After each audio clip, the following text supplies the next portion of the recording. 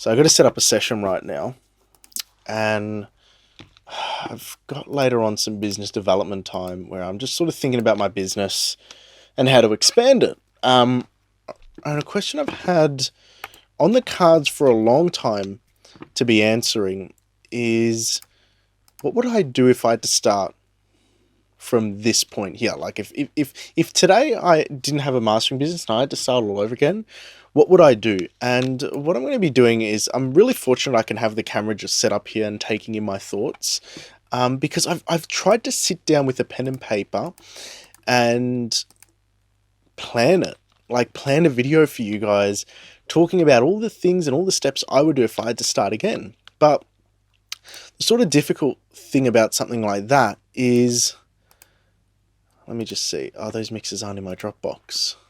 I'm trying to multitask here because I've got to get my work done, and doing YouTube videos in between is can sometimes chew up a bit of time. Anyway, and every time I try and put pen to paper, I have this issue where I still can't multitask. All right, so my multitasking has to step off to the side. First lesson of building up a mastering studio: don't try and multitask. But a more serious thing, what would I have to do if I had to start from the start? And again, as I said, I just go round and round in circles, with a pen and a paper, write down all the things I've learned, but then it's just a bit like very singular experiences that I don't think really offers many people advice or insight into what I would actually do if I had to start from scratch. So that's why I've got this sort of here, this camera, just to set up and get my thoughts. So how do I put this? If I had to start from scratch, what would be the first thing I do? And this is a really hard question to answer, because it's easy to speak from a position where I've got the resources, I've got the network, I've got the clientele, and I can pretty much execute on any idea I want to when it comes to my business. So but when you don't have those things, it's very hard to gain clarity on where to start. For me, when I started, I think the one single best thing I did to start in terms of growing my business was recognizing the transaction as an exchange.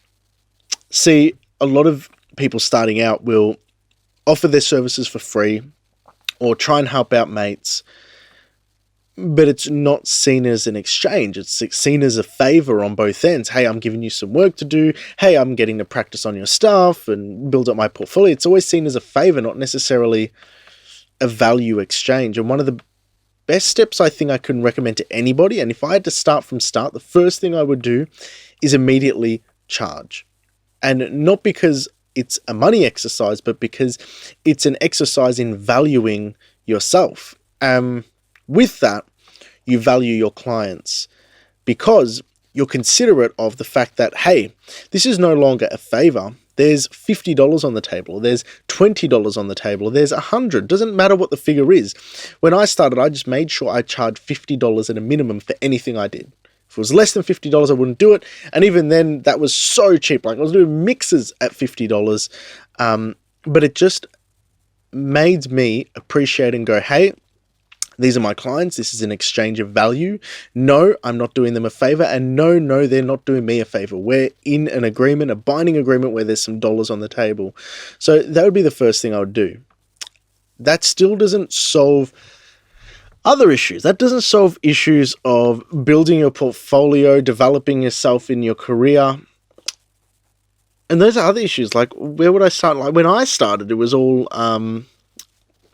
very much word of mouth, and I was very fortunate to have a good network around me. But now with the internet, people are almost isolated more, as much as we're more connected to one another, we're also more isolated from one another, because we don't have those rapport building experiences with people, like being at shows with one another, going into the studio physically.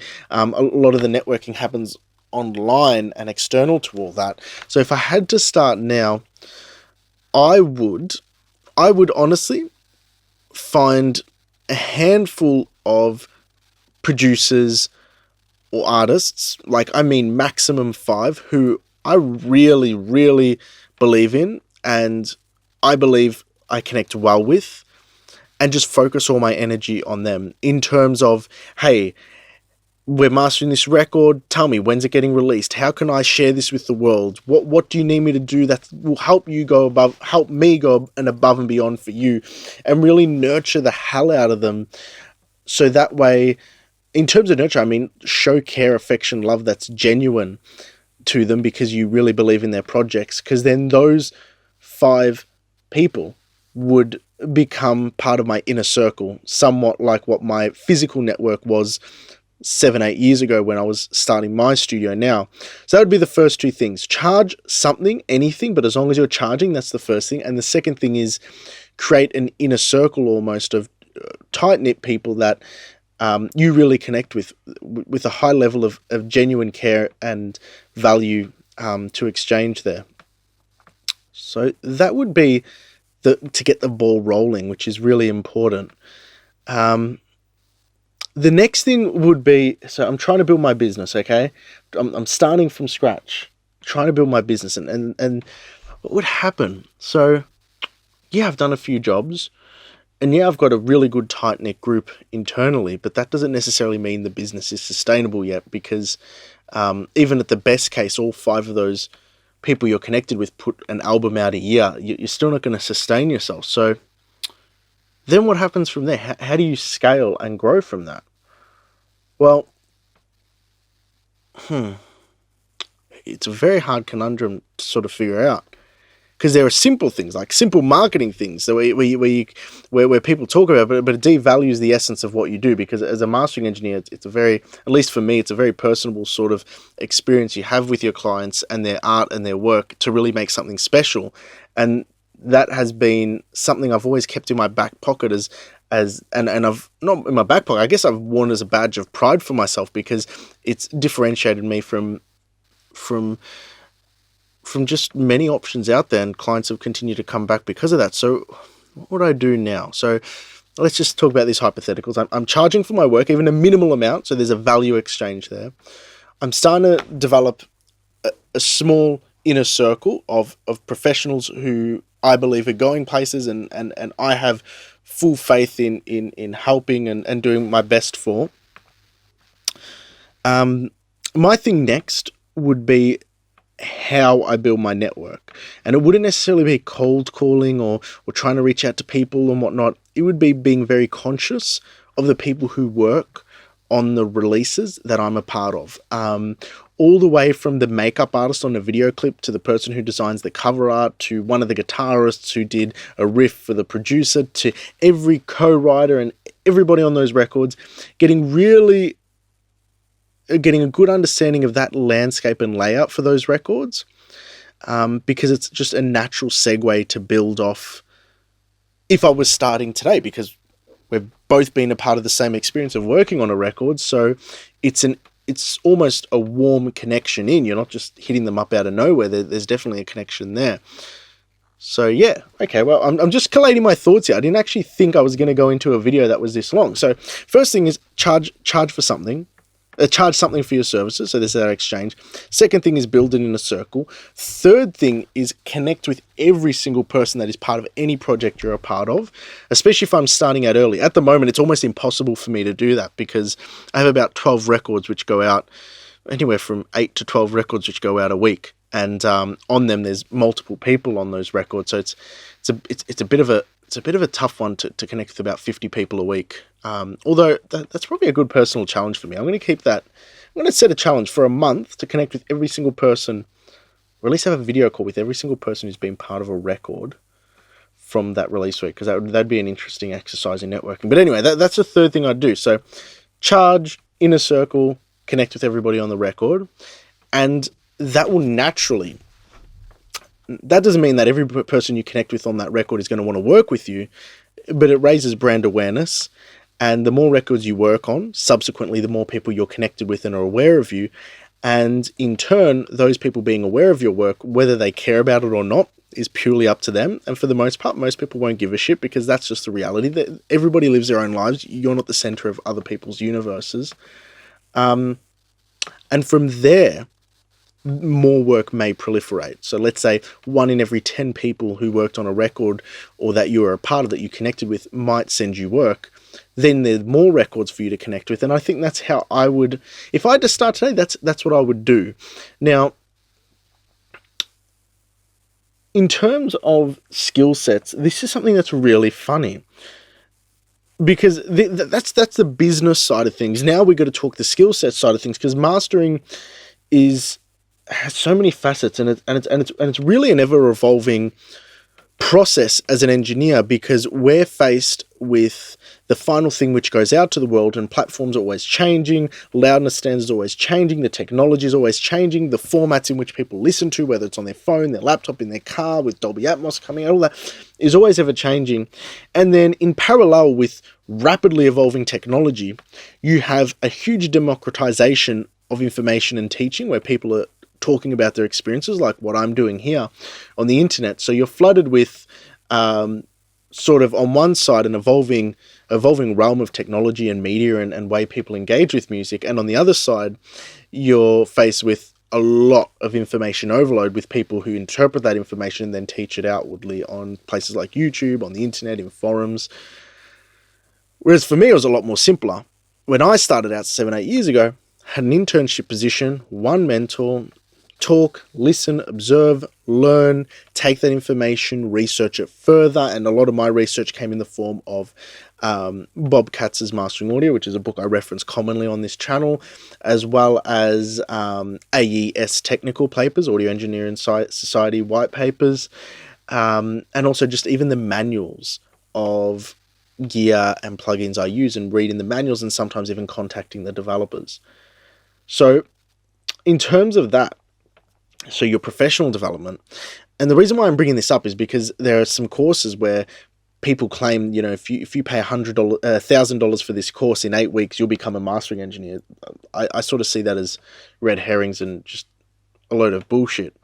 Where would I start? Well, I think for mastering, probably still to this day, the most holistic look at the craft is Bob Katz's book. But then furthermore to that, that will give you a good holistic understanding, but to go further and deeper into the tools and the technology and the resources which we rely on to master a record, I think the book's Audio Technology. No, not Audio Technology. What am I on about? Let me get my Google up. It's a book by Ethan Weiner.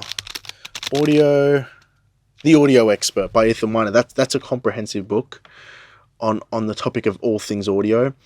So I'd read those 2 books, but the secret isn't just reading those books and eliciting knowledge and then you're automatically a mastering engineer, so to speak.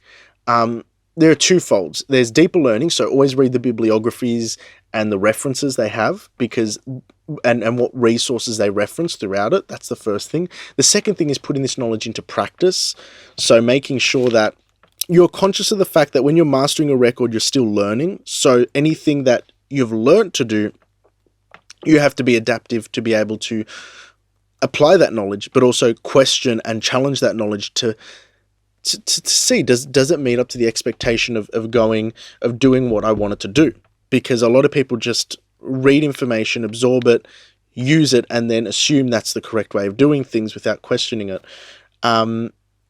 So yeah, that would be how I would develop it. And I would say to anybody starting out from scratch, to be very patient with themselves on that side of things, because it is an evolutionary process, but a rewarding one that doesn't ever end. So that's what I would do if I was starting from scratch. I'm actually really happy I put this video together. It's a non-scripted video. As much as I tried to script this video, it's something that I don't think could ever be scripted, and my mind just had to be in the right place at the right time. And it just so happens that I'm going over time on a master I'm meant to be doing right now, in lieu of telling you guys what I would do if I had to start tomorrow. But just to recap, number 1, charge for whatever you're doing. Doesn't matter how small it is, there just has to be an exchange that you recognize and value. Number 2, build an inner circle of people who you have full faith and hopes in, that they will, that you share the same values, you share the same hopes, the dreams, and you can build up together with. So 3 to 5 people, really tight knit. And then from there, every record you work on, connect with every single person that had anything to do with that record, to build up that network. And then, again, professional development, that's a whole nother rich topic which we can talk about in another video. But wow, this was a very interesting video to make, because I think I've created a little challenge for myself now, because I don't connect with every single person who works on the records I'm a part of, and that's not a bad thing. I shouldn't beat myself over the head of it, because that is quite a big task for me to do. But as a challenge, I don't think it is. I think that's a very exciting challenge for me to put up for myself, because that's actually quite a difficult thing for me to do at the scale I'm at. But if I'm able to pull it off, it'd be great to connect with all these cool creatives and new people. So thanks for listening to me, if you've listened to me this far. But that's what I would do if I had to start from scratch. I really enjoyed this video. I don't know if there's any more to add. I really don't. And I'm not going to reshoot this, because authentically it just follows my train of thought so well. Until next time, guys.